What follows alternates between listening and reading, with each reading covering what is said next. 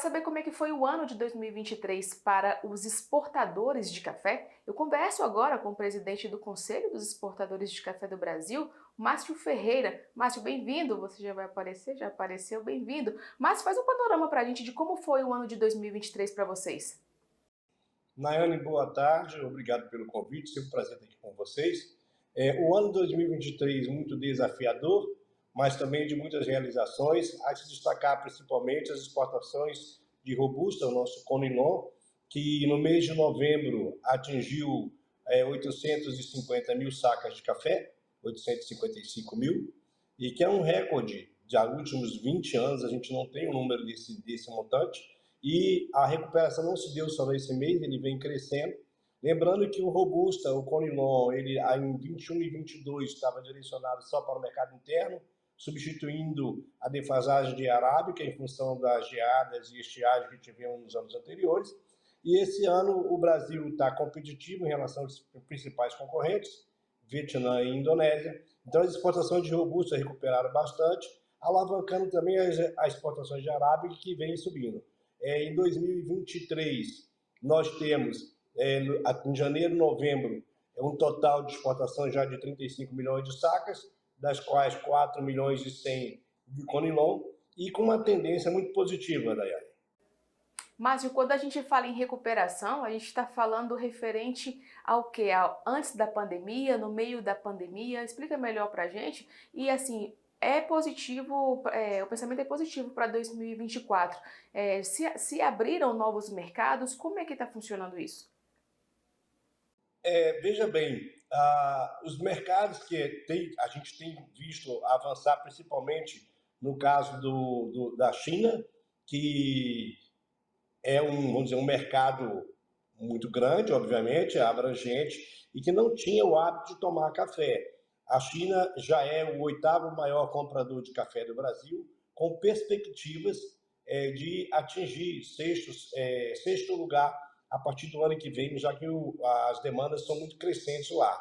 Com relação aos anos anteriores, nós tivemos um ano que é sugênere, que foi o ano de 2020, quando a safra brasileira foi recorde. Depois nós tivemos safras que foram muito afetadas por acidentes climáticos, mas estamos vindo já a partir agora do segundo semestre em franca recuperação. De julho a novembro, que é a safra nova, o volume exportado pelo Brasil ele só perde para 2020, quando você teve essa safra recorde. Os exportadores de café, Márcio, têm sido atingidos aí por causa de... Temos duas guerras, né, acontecendo no mundo. Vocês têm sido atingidos com isso? Como é que vocês têm feito para driblar e continuar crescendo nesse mercado? No caso, principalmente a Rússia, que é um grande importador de café solúvel, por exemplo, os cafés acabam chegando lá porque são exportados para países ali da Europa e, de alguma forma, eles chegam nos consumidores. É difícil, obviamente, porque você tem que buscar outras alternativas e tudo hoje gera custo, a logística fica mais complicado. Mas, no cômputo geral, a gente tem conseguido, tanto em relação à Rússia, quanto à guerra que nós estamos vendo ali agora entre Israel e Hamas, o mercado brasileiro ele não vem sofrendo tanto. Como outras origens têm tido muita dificuldade de entregar cafés por acidentes climáticos, é óbvio que o Brasil também ocupa outros mercados, não somente esses dois, mas alguns, inclusive, países consumidores, como Indonésia, Vietnã, a própria Colômbia e México, onde o volume vem aumentando, dadas as dificuldades deles, enquanto países produtores, em atender o seu mercado local e mercado internacional. E o Brasil tem conseguido suprir bem essa demanda, essa defasagem deles lá. Agora, Márcio, em relação ao clima aqui, né? A gente vê a mudança toda hora e tudo está mudando muito rápido. Então, para vocês darem conta de conseguir continuar crescendo, como é que vocês têm lidado com essa diferença climática aqui dentro do Brasil, hein? O Brasil ele é reconhecido em relação à tecnologia e ciência, sempre buscando variedades que sejam resistentes a esses acidentes climáticos na medida do possível. Hoje nós estamos vivenciando o El Niño, que começou afetando e sempre afeta principalmente os países tropicais, as mais quentes, por exemplo, Robusta, a Indonésia e o próprio Vietnã. E quando você vem para o Brasil, afeta principalmente a região produtora do Conilon. O Brasil, em função dos preços bons que foram praticados nos últimos anos, os produtores têm incrementado não somente o volume na produção, mas principalmente ganho de produtividade.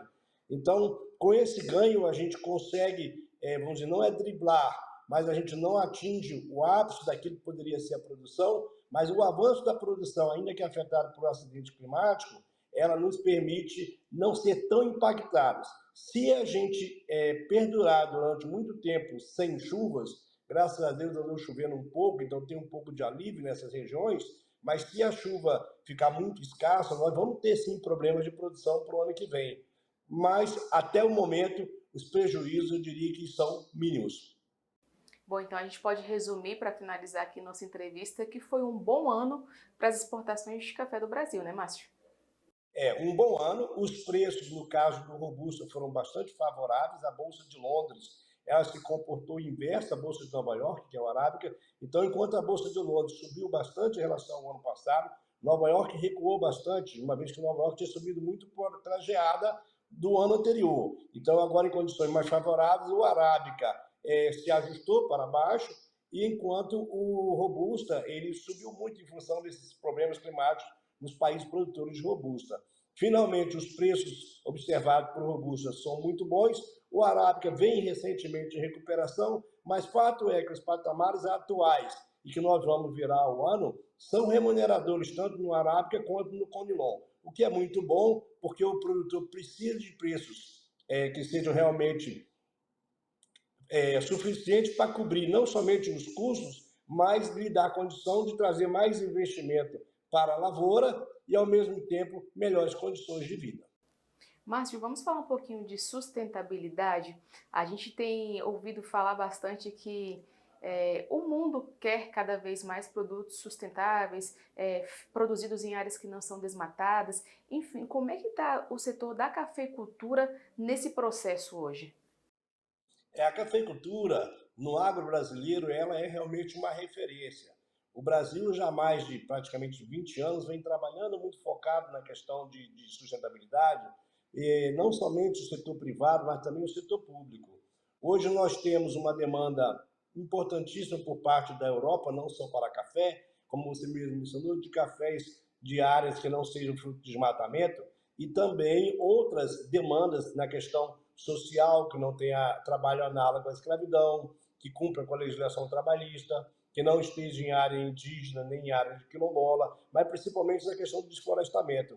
O Brasil ele tem hoje imagens de satélite atualizadíssimas, que vem um banco de dados desde lá de trás, muito antes, inclusive, da demanda da Europa, que começa com imagens a partir de 31 de dezembro de 2020. O fato é que o Brasil vem demonstrando total capacidade de responder com a rastreabilidade e com a sustentabilidade. Inclusive, hoje, o Secafé está participando de um evento importantíssimo sobre esse tema na Colômbia, e para nós é motivo de orgulho, porque o Secafé foi convidado e até os custos estão sendo pagos pela Comissão Europeia para que ele apresente aquilo que ele tem desenvolvido junto com os seus associados de todo o setor cafeeiro no Brasil, setor privado e setor público, inclusive o setor público também está lá. E nesse evento o Brasil tem realmente se destacado e ele é referência no cenário mundial. Então, sustentabilidade é algo que realmente nos interessa muito,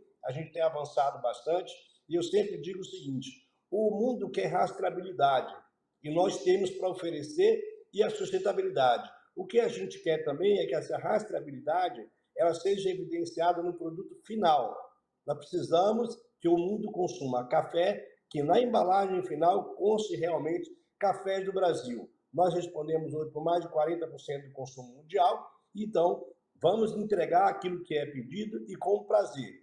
Vamos trabalhar bastante, os produtores têm sido demandados, agora é necessário que haja preço, porque como a gente diz, não tem almoço de graça, mas o café e paga realmente um valor diferenciado, ele é importante. Uma coisa que vale muito a pena anotar, Daiane, é o seguinte, o Brasil é o único país que repassa do valor FOB que vai no navio para o produtor, no caso do Arábica, cerca de 84%, 83%, 84%.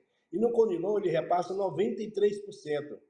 As outras origens repassam valores percentuais muito mais baixos, 60%, 65%, 55% e até abaixo de 50%. Então, para que um país seja realmente sustentável, é óbvio que o produtor precisa receber o maior percentual possível do valor FOB. E isso nos deixa muito felizes, porque é por isso que o Brasil é líder em volume, em qualidade e em sustentabilidade. Márcio Ferreira, presidente do Conselho dos Exportadores de Café do Brasil, muito obrigada pela sua entrevista e informações e torcendo aqui para que 2024 realmente seja com maior números de exportações aqui para o Brasil. Obrigada, Márcio!